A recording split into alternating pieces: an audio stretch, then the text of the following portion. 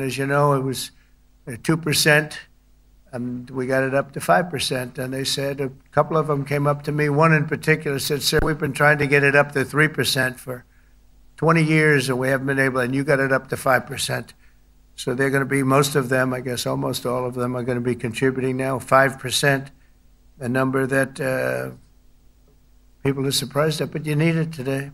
The United States accounts for 2/3 of all NATO defense spending, and since I began pushing for additional commitments in 2017, believe it or not, our allies have increased spending by $700 billion. I said to people, you don't have any money, and a lot of them weren't paying.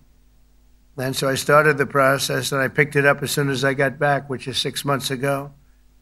And following my election last November, almost all have accelerated plans to reach the 2%, 3%, 4%, and then ultimately, very quickly, 5%. And all of this is going to be done very quickly, almost immediately. You probably know this as well as I do. I'm sure they've been talking about it. It's really been a big focus. In a very historic milestone this week, the NATO allies committed to dramatically increase their defense spending to that 5% of GDP, something that no one really thought possible. And they said, "You did it, sir, you did it." Well, I don't know if I did it, but I think I did. This will be known as the Hague Defense Commitment, which is pretty good, pretty appropriate. When the Allies reach this number, it will add more than $1 trillion a year. Think of that, $1 trillion per year to our common defense. And this is a monument really to victory, but it's a monumental win for the United States, because we were carrying much more than our fair share. It was quite unfair, actually. But this is a big win for Europe and for actually Western civilization. For years, past administrations failed to get most allies to contribute even the 2%. I remember when I came here, we had 4 countries that were up to 2%. And I remember Poland was there. A couple of them were there.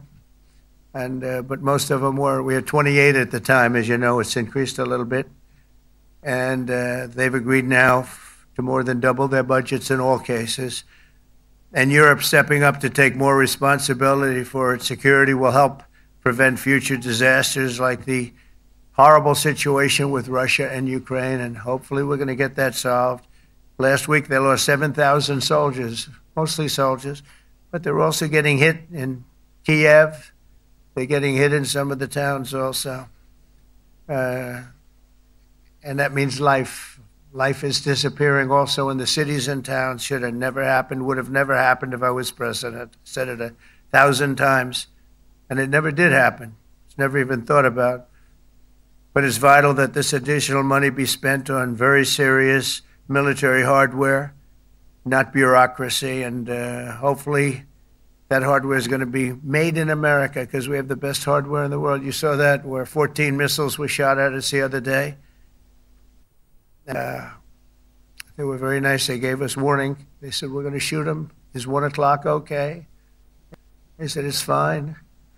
And everybody was emptied off the base, so they couldn't get hurt except for the gunners. They call them the gunners.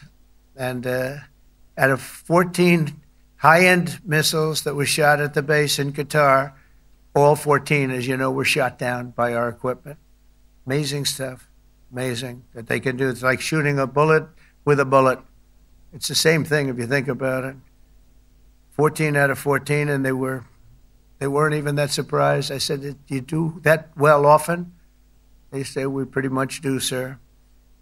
The Ukraine crisis has also highlighted the urgency of rebuilding our defense industrial base, both in the United States and among the allied nations. We cannot afford to be dependent on foreign adversaries for critical minerals. And as you know, we made a deal with Ukraine to take a vast amount of the land they have for minerals. We need it. And once again, I want to thank all of the people in the Netherlands, incredible people. It's a great place. And all of the NATO allies for the tremendous summit that we just had. A letter just came in, and a statement came in from the Atomic Energy Commission of Israel. And I just wondered, this is an official letter, and they're very serious people, as you know. The devastating U.S. strike on Fordo destroyed the site's critical infrastructure and rendered the enrichment facility totally inoperable. It was devastated. We assess that the American strikes on Iran's nuclear facilities has set back Iran's ability to develop nuclear weapons for many years to come. This achievement can continue indefinitely if Iran does not get access to nuclear material, which it won't. It's so sad that that whole thing had to go. But I just want to thank our pilots. You know, they were maligned and treated very bad, demeaned by fake news CNN, which is back there, believe it or not, wasting time, nobody's watching them, so they're just wasting a lot of time, wasting my time. And the New York Times, they put out a story that, well, maybe they were hit, but it wasn't bad. Well, it was so bad that they ended the war. It ended the war. Somebody said in a certain way, you know, that it was so devastating, actually. If you look at Hiroshima, if you look at Nagasaki, you know, that ended a war too. This ended a war in a different way, but it was so devastating. Also, they have, out of Dubai, just came that Iran's foreign ministry spokesman, this is Iran's foreign ministry, says its nuclear installations were very badly damaged by the American strike. So what bothered me about these reports were fake reports put out by the New York Times, failing, I call it the failing New York Times because it's doing terribly. Without me, it would be doing no business at all. But, and by fake news, CNN and MSDNC, all of these terrible people, you know, they have no credibility. You know, when I started, they were at 94% credibility, the media. Now it's at 16%. And I'm very proud of it because I've exposed it for what it is. But when I saw them starting to question the caliber of the attack, was it bad? Well, it was really bad. It was devastating. They were obliterated. In fact, you can't get into the tunnels. They just put that over. That just came out. They can't, there's nothing, there's no way you can even get down. The whole thing is collapsed in a disaster. And I think all of the nuclear stuff is down there because it's very hard to remove. And we did it very quickly. When they heard we were coming, it was, you know, you can't move it. Very hard, very dangerous, actually, to move to. And they also knew we were coming, so I don't think too many people want to be down there knowing we're coming.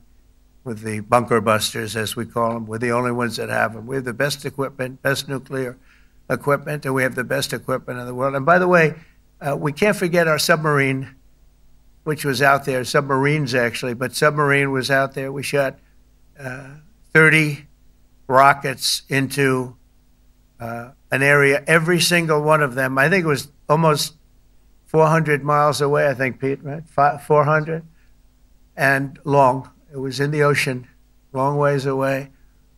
And we shot a total of 30. Every single one of them hit within 9 inches from where it was supposed to be. It took out a lot because we didn't do just Fordo. We did 2 others in addition, which hadn't been completely destroyed. So we hit them with a submarine from hundreds of miles away. Amazing, just amazing equipment. Greatest submarines in the world. Nobody's even close. They're 20 years behind us when it comes to submarine technology. So that's one, and the other was from the Atomic Energy Commission.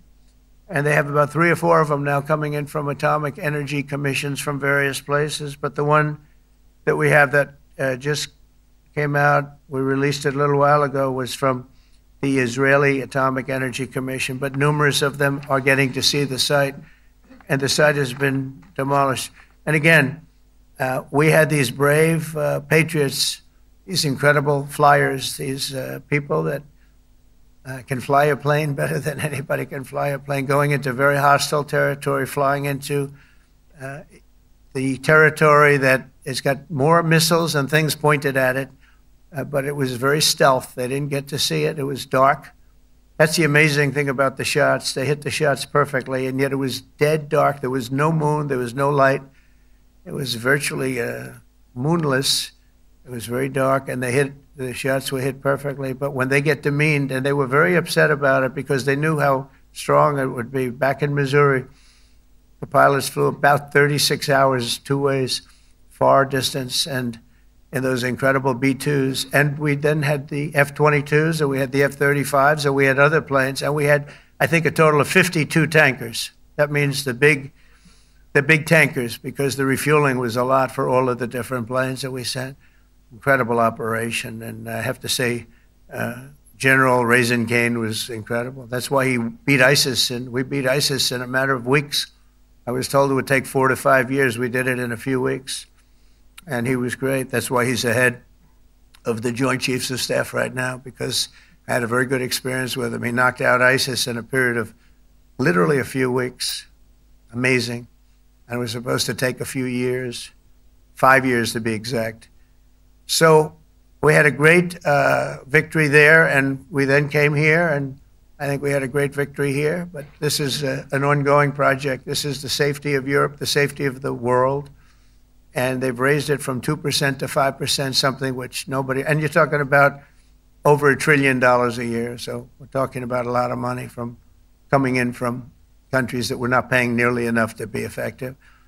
So I have, as you know, Marco Rubio with me, and Pete Hegseth, Secretary of State and Secretary of War. Should we say Secretary? You know, it used to be called Secretary of War. Maybe for a couple of weeks we'll call it that, because we feel like warriors. It used to be called Secretary of War. In fact, if you look at the old building next to the White House, you can see where it used to be Secretary of War. Then we became politically correct, and they called it Secretary of Defense. I don't know, maybe we'll have to start thinking about changing it, but we feel that way. Do we have any questions, please? Wow. That's a lot of questions. Who's a nice person? Oh, you're not a nice person, but I'll let you ask one. Go ahead. What's he going to ask? He is not nice at all. I know him well. Thank you, Mr. President. Yeah. Thank you for taking the time before flying home. You just said you believe the conflict between Israel and Iran is over. What makes you so confident it is? And what do you do if it isn't? Because I dealt with both, and they're both tired, exhausted. They fought very, very hard and very viciously, very violently, and they were both satisfied to go home and get out. And can it start again? I guess someday it can. It could maybe start soon. I think a big telltale sign was when, as you know, Iran somewhat, by not much, violated the ceasefire, and Israel had the planes going out that morning, and there were a lot of them, 52 of them. And I said, you got to get them back. And they brought them back. They didn't do anything. They brought them back. It was very good. I thought it was amazing, actually. They have fought a hell of a war. They fought very hard. I think the war ended, actually, when we hit the various nuclear sites with the planes. And I just hope you people can give these pilots, these are the best pilots in the world. They're the best shots in the world. They call them shots. That's what they are. And wait a minute. And I just hope you can give them the respect they deserve, because they came home to fake news. And like, oh, gee, there was hardly any damage. The things are decimated. So, but I think, no, I think they're very much finished. I think Israel's going to get back to doing what they do. And I think that Iran's going to get back. You know, Iran has a huge advantage. They have great oil, and they can do things. I don't see them getting back involved in the nuclear business anymore. I think they've had it. They've been at it for 20 years, and I don't see that happening either. Now, if it does, we're always there. It won't be me. It'll be somebody else, but we're there. We'll have to do something about it. Yes, please, go ahead. Go ahead. Oh, fake news CNN? Here, I'll hold it. Oh, yeah, here we go. Wait till you hear this question. Thank you, sir. You should really say how great our soldiers are. I think everyone appreciates our soldiers and our warriors. I do have two questions for you, Mr. President. You just cited Israeli intelligence on these attacks. Earlier, you said U.S. intelligence was inconclusive. Are you relying on Israeli intelligence for your assessment of the impact of the strikes? No, this is also, Iran made the statement, and it's also, if you read the document that was given, that Pete can talk about if you'd like, the document said it could be very severe damage, but they didn't take that. They said it could be limited or it could be very severe. They really didn't know, other than to say it could be limited or it could be very, very severe. And you didn't choose to put that. because it was very early after. Since then, we've collected additional intelligence. We've also spoken to people who have seen the site, and the site is obliterated. And we think everything nuclear is down there. They didn't take it out. Okay, question? Please, go ahead. Go ahead. Yeah, blue dress. Thank you so much, Mr. President. Yesterday, you said China can now continue to purchase oil from Iran. Yeah. Are you giving up on your maximum pressure campaign? Because there are sanctions right now. With who? On Iran. No, look, they just had a war. The war was fought. They fought it bravely. I'm not giving up. They're in the oil business. I mean, I could stop it if I wanted. I could sell China the oil myself. I don't want to do that. They're going to need money to put that country back into shape. We want to see that happen. Would it? No. If they're going to sell oil, they're going to sell oil. We're not taking over the oil. We could have, you know. I used to say with Iraq, keep the oil. I could say it here, too. We could have kept the oil. No, China is going to want to buy oil. They can buy it from us. They can buy it from other people. But you're going to have to put that country back into shape. It desperately needs money. Yeah. Mr. President. Yeah, please. Here we go. I'm picking the beauties today. Go ahead. Mr. President, Secretary General Rutte has described President Putin as an adversary, a threat, an enemy. Do you view him the same way? And in addition to that, you mentioned General Kane, your chief of staff, the chairman of the Joint Chiefs of Staff. General Kane. Yes. He has said that Mr. Putin has territorial ambitions beyond Ukraine. Do you view that in the same way? Possible. I mean, it's possible. I know one thing. He'd like to settle. He'd like to get out of this thing. It's a mess for him. He called the other day. He said, can I help you with Iran? I said, no, you can help me with Russia. Because, you know, in the last few weeks, we took care of India and Pakistan, Kosovo, Serbia. I think on Friday we have coming in, the Congo is coming in, and Rwanda is coming in. That was a vicious war that went on, a machete war, heads chopped off all over Africa. They're coming in. We did two others in addition to that. Nobody's ever done anything like this. No, I consider him a person that's, I think, been misguided. I'm very surprised, actually. I thought we would have had that settled easy. I've settled 4 of them in the meantime. But he did call up, and he said, you know, he's close to Iran. He'd like to help us get a settlement. I said, no, you help me get a settlement with you, with Russia. And I think we're going to be doing that, too. Yeah, please. Go ahead, please. Thank you, Mr. President. You've made clear your position on what impact the strikes had. I wanted to ask you what is next with Iran. For instance, is there any indication from U.S. intelligence that Iran was able to move any material, including No, just the opposite. We think we hit them so hard and so fast they didn't get to move. And if you knew about that material, it's very hard and very dangerous to move. It's called in many people, they call it dust. But it's very, very heavy. It's very, very hard to move. And they were way down. You know, they're 30 stories down. They're literally 30, 35 stories down underground. You think you got it all? Oh, yeah, we think we got it. We think it's covered with granite, concrete, and steel. Can I ask you, are you interested in restarting negotiations with Iran? And if so, have they reciprocated? So or is our this people, sort of a settled Marco matter? could answer this, but our people are not, I'm not. The way I look at it, they fought, the war's done, and, you know, I could get a statement that they're not going to go nuclear. We're probably going to ask for that, but they're not going to be doing it. But they're not going to be doing it anyway. They've had it. They've had it. Now, maybe someday in the future we'll want that. But I've asked Marco, do you want to draw, I just asked him the question as we were walking on the stage, do you want to draw up a little agreement for them to sign? Because I think we can get them to sign it. I don't think it's necessary. Marco, do you want to talk about that, please? Mr. President, I think President Trump has shown a willingness to meet and talk to anybody in the world who's interested in peace.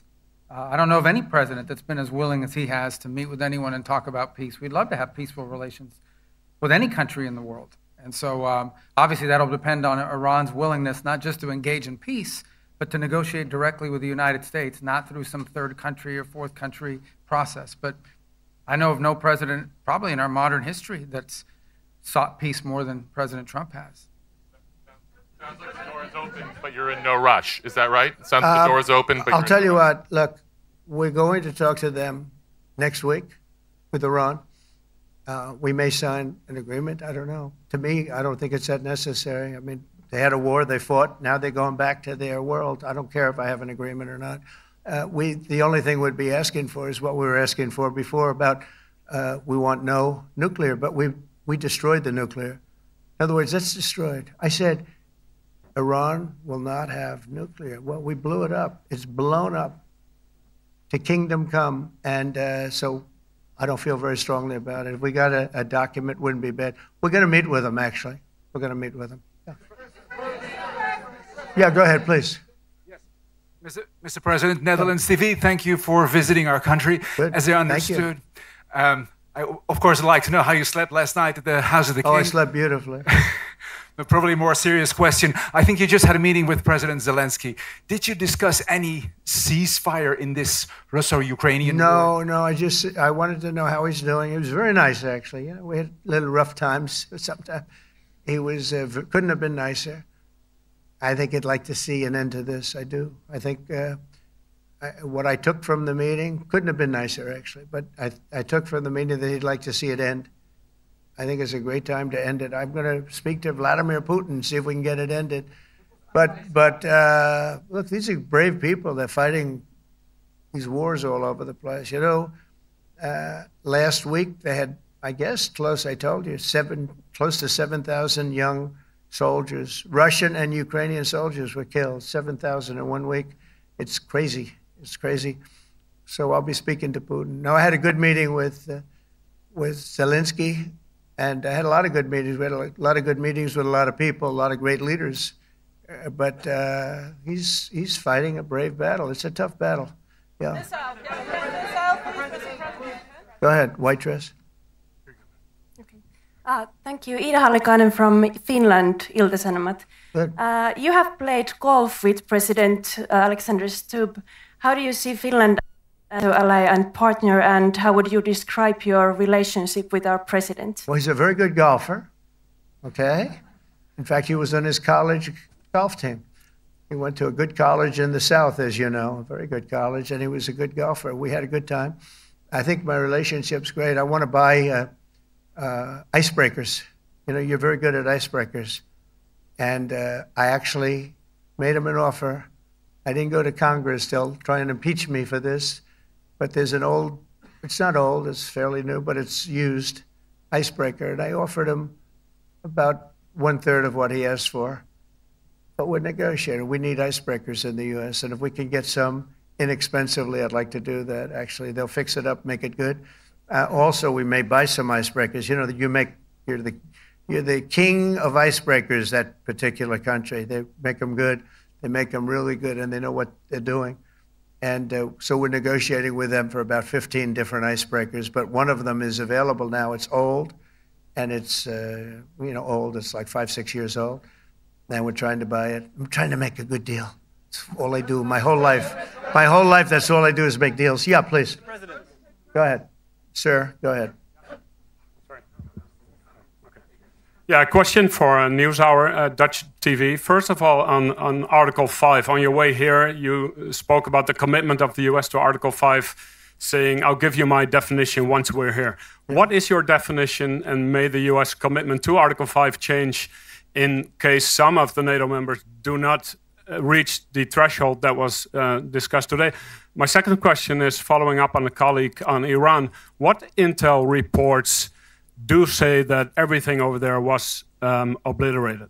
Yeah, well, there are numerous of those reports, and they're coming out fast and furious. But the most respected ones we've already seen. And I will say that on a very confidential basis, they're looking at the reports, like numerous reports, and including people going to the site and checking the site. And they're going to be having, I guess you're going to be having over the next couple of days you're going to encapsulate it. But no, the site was obliterated, just like I said it was. And just like the pilots should be given credit for. As far as Article 5, look, when I came here, I came here because it was something I'm supposed to be doing, but I left here a little bit differently. I said, I watched the heads of these countries get up, and the love and the passion that they showed for their country was unbelievable. I've never seen quite anything like it. They want to protect their country, and they need the United States. And without the United States, it's not going to be the same. And you can ask Mark, or you can ask any of the people that were there. It was really moving to see it. They loved their country. They were so respectful of me because I'm the head of the United States. And I made, the King of Saudi Arabia, when I was in the Middle East. So I was in Qatar for a different reason, not a reason to get shot at. We were in there for economic development reasons, Qatar, UAE, and Saudi Arabia. All three leaders of those countries, and we took back $5.1 trillion into the United States. All three leaders said, you're presiding over the hottest country in the world. The United States right now is the hottest country. Everybody wants to be there. Everybody wants a piece of it. He said, a year ago, your country was dead. You had a deadhead running it. You had a country that was dead, and it was dead. You had people pouring through the borders. You had inflation. You had everything. He said, you've made it in 5 months at that time. You've made it the hottest country. This is the hottest country in the world. The United States right now is the hottest country in the world. And when I was around that table, it was a nice group of people, many of whom I knew from previous. When I saw the passion they had for the country, and almost everyone, and you probably have the tapes, it was very public, but almost every one of them said, thank God for the United States. Without the United States, they couldn't really have NATO. It wouldn't work. It wouldn't work. It will in the future because now they're paying much more money, but it wouldn't work. It was great. And I left here differently. I left here saying that these people really love their countries. It's not a ripoff. And we're here to help them protect their country. Okay, we'll do one or two more. Thank you, Mr. President. Yeah. A question on Spain. Are you satisfied with today's... Oh, I think Spain's terrible what they've done. No, I do. They're the only country that won't pay the full up. They want to stay at 2%. I think it's terrible. And they're doing very well. The economy is very well. And that economy could be blown right out of the water with something bad happening. Spain is the only country that... Are you from Spain? Yeah. Good, congratulations. You're the only country that is not paying. I don't know what the problem is. I think it's too bad. So we'll make it up. You know what we're going to do? We're negotiating with Spain on a trade deal. We're going to make them pay twice as much. And I'm actually serious about that. We're going to make Spain... I like Spain. I have so many people from Spain that it's a great place and they're great people. But Spain is the only country out of all of the countries that refuses to pay. And, so they want a little bit of a free ride. But they'll have to pay it back to us on trade because I'm not going to let that happen. It's unfair. It's unfair to NATO. All right, sir, please. Go ahead, right in the back. Yeah, you, tall one. The tall man. Mr. President, Johannes Petra from Austrian National Television. How are you? You once said that you would end the Ukraine war in 24 hours. You later said that sarcastically. Well, of course it was sarcastic. But you've now been in office for 5 months and 5 days. Why have you not been able to end the Ukraine war? Because it's more difficult than people would have any idea. Vladimir Putin has been more difficult. Frankly, I had some problems with Zelensky. You may have read about him. And it's been more difficult than other wars. I mean, look, we just ended a war in 12 days that was simmering for 30 years, frankly. We ended Rwanda and the Congo. It's coming to sign the documents. We've already signed basic documents, but they're coming, I think, to the White House on Friday. We ended Serbia was going to go at it. But maybe the most important of all, India and Pakistan. And that wasn't whether or not they may someday have nukes like we're talking about in the Middle East, like we're talking about with Israel and Iran. This is they have nuclear weapons.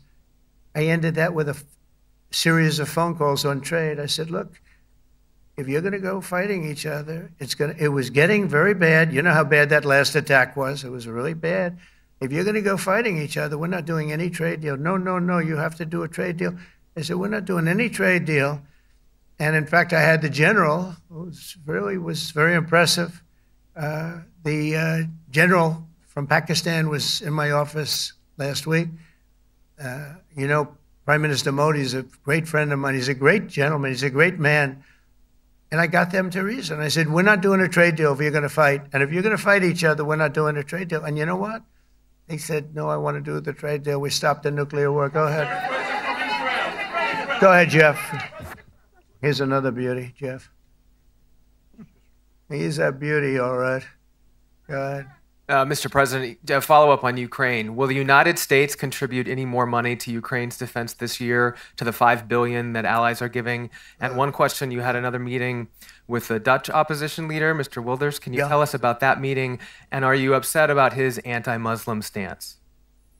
I'm not upset about it. It's just his view. He's unhappy with the way things are going in this country and various countries. He was an opposition leader. And I was asked to meet with the opposition leader by the people that are running. I think they have some deal where if you have a meeting, you're supposed to meet with an opposition leader. I said, that's strange. We don't do that. But I met with I didn't know him. He seemed like a very nice guy, but he's in opposition to the current people, and that was set up by the current people. So I assume when I met with the Prime Minister, you're supposed to meet with the opposition. We'll have to try that sometime in our country. Let's not do it. But I thought he was very good. As far as money going, we'll see what happens. There's a lot of spirit. Look, Vladimir Putin really has to end that war. People are dying at levels that people haven't seen before for a long time. Go ahead. Go ahead. White shirt. Oh, she's all excited. Okay. So, BBC News Ukrainian. I would Where like are you to from? ask you, I'm from Ukraine. Oh. So my question to you is whether or not the U.S. is ready to sell anti-air missile systems Patriot to Ukraine. We know that Russia has been pounding Ukraine really heavily right now. Are you living yourself now in Ukraine? My husband is there. Wow. And I can see you're very, it's amazing. And me with the kids, I'm in Warsaw actually, because he wanted me to be Is your husband a soldier? No? He is. He's there now? Yeah. Wow. That's rough stuff, right? That's tough. And you're living here? In Warsaw. And you're a reporter? I am. Good. So let me just tell you, they do want to have the missiles, okay, as they call them, the Patriots. And we're going to see if we can make some available. They're very hard to get. We need them too. We were supplying them to Israel, and they're very effective, 100% effective. Hard to believe how effective. And they do want that more than any other thing, as you probably know. That's a very good question, and I wish you a lot of luck. I mean, I can see it's very upsetting to you. So say hello to your husband, okay? Thank you. Go ahead. Thank you. Thank you, Mr. President. You were criticizing... Where are you from? Bloomberg News. Oh, Bloomberg. That's wonderful. You were criticizing the Federal Reserve Chair before coming to this summit. Yeah, I think he's terrible. I was wondering if you've begun interviewing different candidates for the Fed pick. Yeah, I know within 3 or 4 people who are going to pick. I mean, he goes out pretty soon, fortunately, because I think he's terrible. We have no inflation. We have a tremendous economy. Hundreds of billions of dollars of tariff money is pouring in. Factories are being built because they don't want to pay the tariffs, so they're building them all over the country. I think we're close to $15 trillion. I told you $5.1 trillion from the Middle East alone, but of investment money coming in. There's never been anything like that in the history of our country. But we have no inflation. And we have borrowing because Biden, stupidly, they did short-term debt. So we have borrowing coming up. And shorter, but we'll go a long period of time when we do the debt. And because of him, because of this guy, we will have to pay for years. We'll be paying for him. And I said to him, listen, there's no inflation. He says, but maybe there'll be some. That's true. I said, if there is some, what you do is raise the rate. I'm okay with that. You raise the rate in 2 years from now or in a year from now. But because the rate's high, we have to pay more for debt. It's pretty equal. In other words, if it's 4%, it's 4%. If you drop it a point, you'll pay 3%. So it's fairly equal, not necessarily, but fairly equal. So we're going to end up paying maybe 2 points or 3 points more. 3 points would be about $900 billion a year because of this very average mentally person. He's an average mentally person. I'd say low in terms of what he does, low IQ for what he does, okay? Wait, so instead of paying $900 billion, we don't want to pay 900 just because he doesn't want to lower the rate. I said, if there's inflation in 2 years or 3 years or 1 year from now, you raise the rate and you take care of the inflation, among other things. But he's probably a very political guy, I guess. I don't know. I think he's a very stupid person, actually. All right, one more. Let's go. How about you? Go ahead. She looks so happy and everything. Thank you. That's why I I'm picked from her. Spain, too. I'm Ana Buch from La Vanguardia. I wanted to know if you... You're where from? Spain, too. Ah. I wanted to know if you want to That's the negotiate... Spain corner right there. Shouldn't have said that. That's okay. I do like Spain, by the way. I think it's unfair that they're not paying, but go ahead. Are you going to negotiate directly with Spain about... I'm going to negotiate directly with Spain. I'm going to do it myself. They're going to pay. They'll pay more money this way. You should tell them to go back and pay. You're a reporter? Tell them to go back. They ought to join all of those countries that are paying 5%. Spain's going to be just about the only one that's not. They were the most hostile toward doing it. It just doesn't make sense to me. Okay. All right, Kelly, go ahead. Here we go. Here's another one. Hello, sir. Thank you very much. We got them all today. Okay. So, Mr. President, you talked about expecting some on-the-ground assessments at Fordo and other sites. Now here, is that here Israeli and U.S.? It's been obliterated, Kelly. It's been What is your message then, sir, to the intelligence community when they present reports? You're not disputing the DIA report. You're just... They presented a report that wasn't finished. We're talking about something that took place 3 days ago. I understand that, sir. The report was done assessment. So 2 what days is ago. your... Wait a minute. Yes. They didn't see it. All they can do is take a guess. Now, if you take a look at the pictures, if you take a look how it's all blackened, you know the fire and brimstone is all underground because it's granite and it's all underground. You don't show it. But even there, with all of that being said, the whole area for 75 yards around the hole where it hit is black with fire. The group that's run by this gentleman, in fact, you may want to talk about it for a second because we're going to issue a report. And I think it's not even a very exciting report at this point. It's been obliterated, totally obliterated. And they did a report, but it was like, if you look at the dates, it's just a few days after it Understood, happened. sir. So they didn't see it. They said it may be very severe. Understood. Do you have a message for the intelligence community, though, in terms of unvarnished information getting to you, that it's not... I don't really have a message. I would say issue the report when you know what happened. I wouldn't say that it could be severe or maybe not. They use the word severe. It could be severe or maybe it's not. And so people like you picked up and said, oh, it's not severe. We're just looking for the report was not a complete report. Yeah, the message was probably wait till you know the answer before you... And sir, did you not have a public component to your Zelensky meeting for a tactical reason with President Putin? Let him answer this. Hello, Mr. Secretary. Yeah. There's a reason the president calls out fake news for what it is. These pilots, these refuelers, these fighters, these air defenders, the skill and the courage it took to go into enemy territory flying 36 hours on behalf of the American people and the world to take out a nuclear program is beyond what anyone in this audience can fathom. And then the instinct of CNN, the instinct of the New York Times is to try to find a way to spin it for their own political reasons to try to hurt President Trump or our country. They don't care what the troops think. They don't care what the world thinks. They want to spin it to try to make him look bad based on a leak. Of course, we've all seen plenty of leakers. And what do leakers do? They have agendas. And what do? Do they share the whole information or just the part that they want to introduce? And when they introduce that preliminary report that's deemed to be a low assessment, you know what a low assessment means? Low confidence in the data in that report. And why is there low confidence? Because all of the evidence of what was just bombed by 12 30,000-pound bombs is buried under a mountain, devastated and obliterated.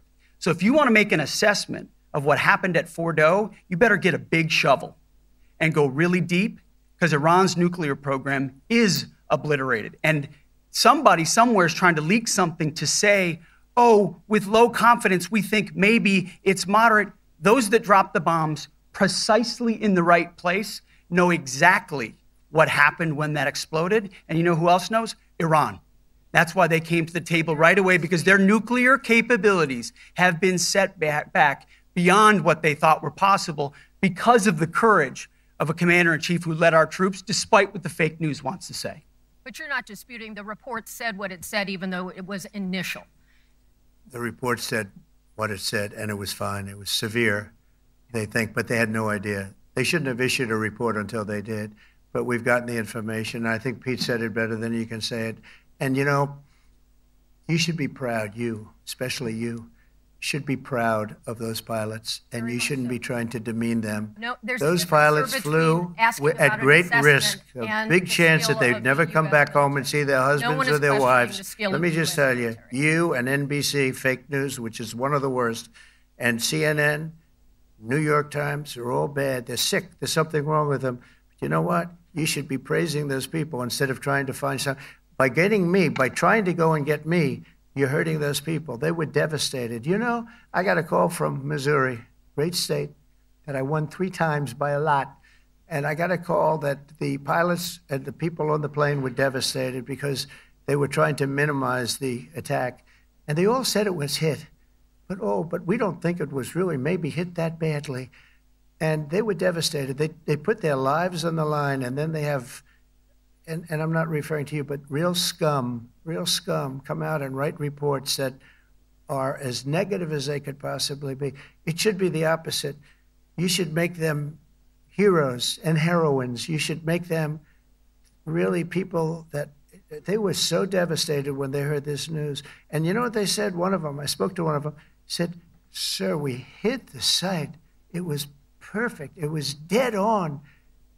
Because they don't understand fake news, because they have a normal life, except they have to fly very big, very fast planes.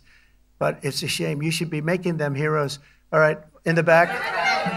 Go ahead, back, white, yeah. White jacket, yeah. Go ahead, give my mic. Hello. Deborah Haynes from Sky News. Mark Rutte, the NATO chief, who is your friend, he called you daddy earlier. Do you regard your NATO allies as kind of children? No, he likes me. I think he likes me.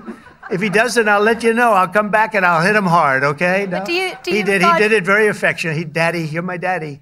Do you regard your NATO allies, though, as kind of like children, and they're obviously listening to you and they're spending more, and you're obviously appreciative of that, but do you hope that actually they're going to be able to defend themselves, defend Europe on their own without I think they need help a little bit at the beginning, and I think they'll be able to, and I think they're going to remember this day.